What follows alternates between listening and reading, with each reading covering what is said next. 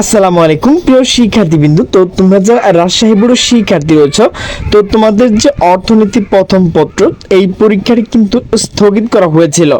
তো আমার কাছে কিন্তু গ সেট রয়েছে, তো তোমরা কিন্তু ক খ গ ঘ সকল প্রশ্ন উত্তর কিন্তু এখান থেকে পেয়ে যাবে।